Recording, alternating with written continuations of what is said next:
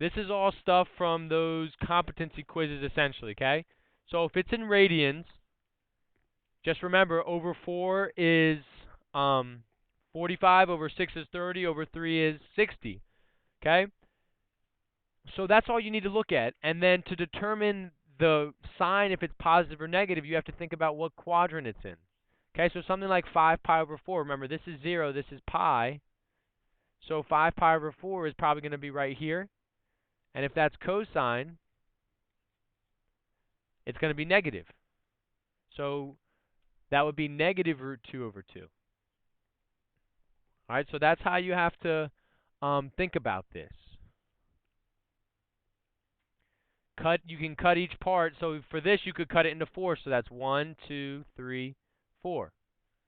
So you know it's going to be there. If it's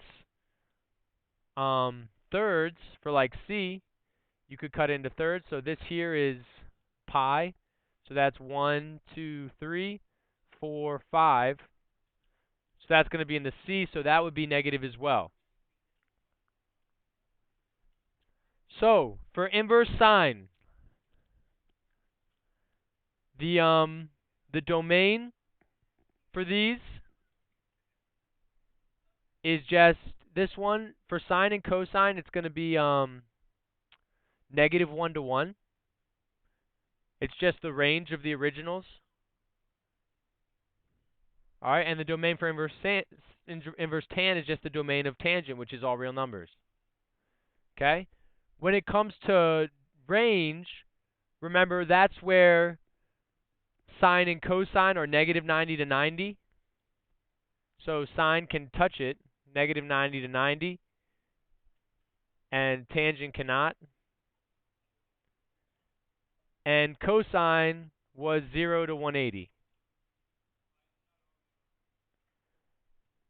Because remember, the inverse kind of looks like something like this. And then it stops. Yep. Writing equations. Listen up, guys, please. So we're putting this in y equals plus or minus a sine b x minus h plus k. All right? So we always want to try and figure out where we're starting from first. So that's going to be at your equilibrium. So we can see here the minimum is 1, the maximum is 5. So to find your a value, remember we just did min minus max over 2. So that would be 5 minus 1 over 2, which is going to be 2 for your a value. Okay, so to find your k value, you just do max minus a. So that would be 5 minus 2, which equals 3. So that tells me that this is going to be my k value. All right. What's the period here? How long does it take to do one full cycle? 2 pi, right. Because it has to go up and down, so that's going to be 2 pi. So your b value is just 2 pi over your period. So that's 2 pi over 2 pi, which equals 1. The pi's cancel. All right, so the last thing you need to find now is your h value. And h for sine is at any place where it crosses this equilibrium, this k value, and then goes up. So it could be negative 2 pi. It could be 0. It could be 2 pi. So either way, you're going to get it right. I'd pick 0 because that's the easiest. And then you just have to plug everything in.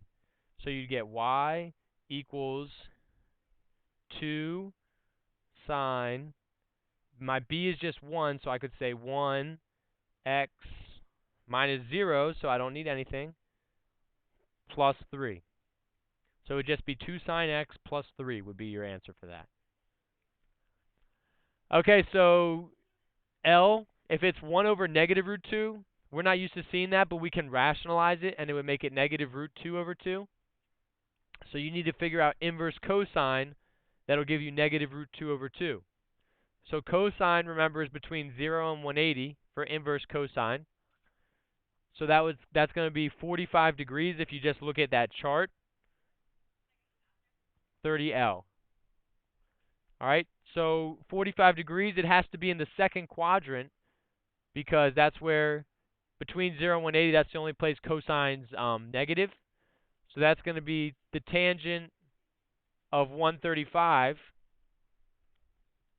all right, because that's 45 degrees in the second quadrant. So it's just 180 minus 45 will give you 135. And then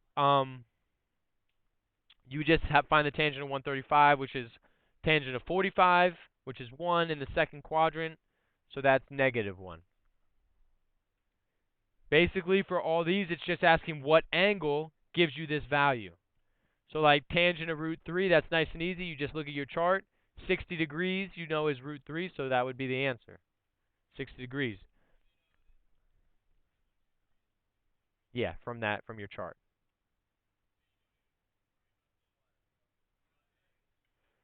So A, sine of 1/2, sine of 30 equals 1/2. So it would just be 30. Yeah, 30 degrees. All right, for something like D, it's negative root 3 over 2. So for D, it's negative root 3 over 2. So ignore the negative at first. The sine of what angle is negative root 3 over 2? 60 degrees. So 60 degrees, but it's negative, so you have to look between negative 90 and 90. So it's just going to be, it can only be in these two quadrants. So it's going to have to just be negative 60. For sine and tangent, if this is negative, this is going to be negative. For cosine, it's just going to be in the second quadrant if it's negative. So this is solving. So this is from the last test. So here, you just have to think, how can I get sine by itself? So you want to isolate sine. So you could subtract root 2. So 2 sine theta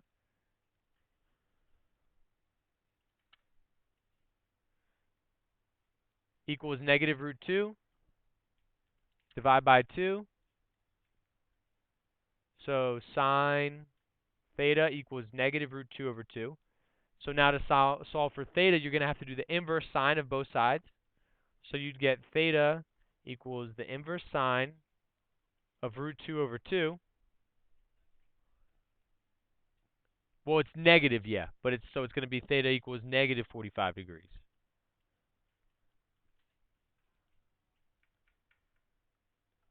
I mean, if you know that, Shosh, more power to you. You can just give the answer. So yeah, you do it the same way. So you could subtract 5. You'd get negative 1 equals 2 cosine theta. So negative 1/2 equals cosine theta.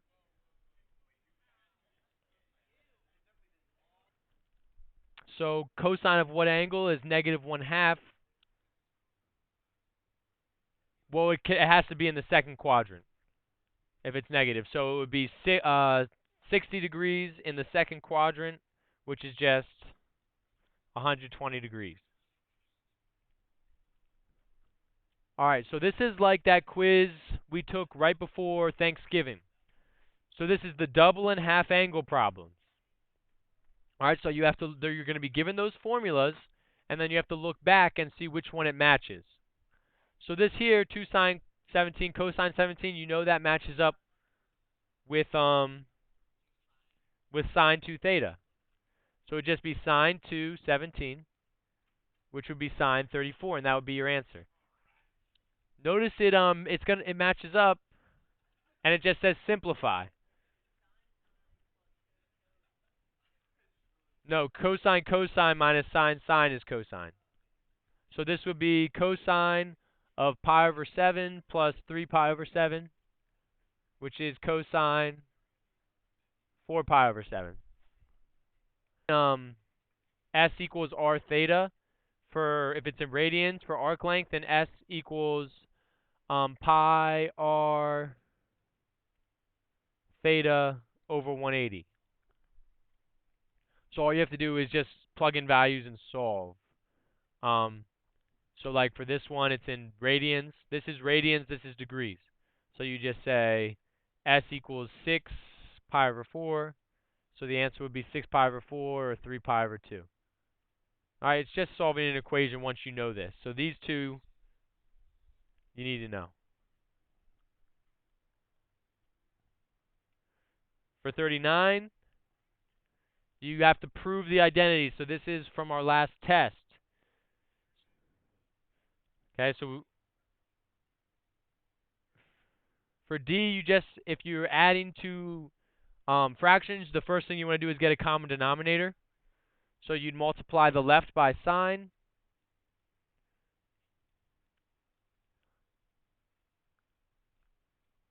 And you multiply the right by cosine.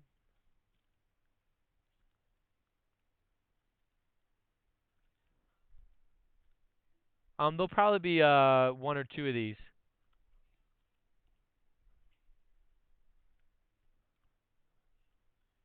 All right, so then from here, you see you get sine squared theta plus cosine squared theta over sine theta cosine theta.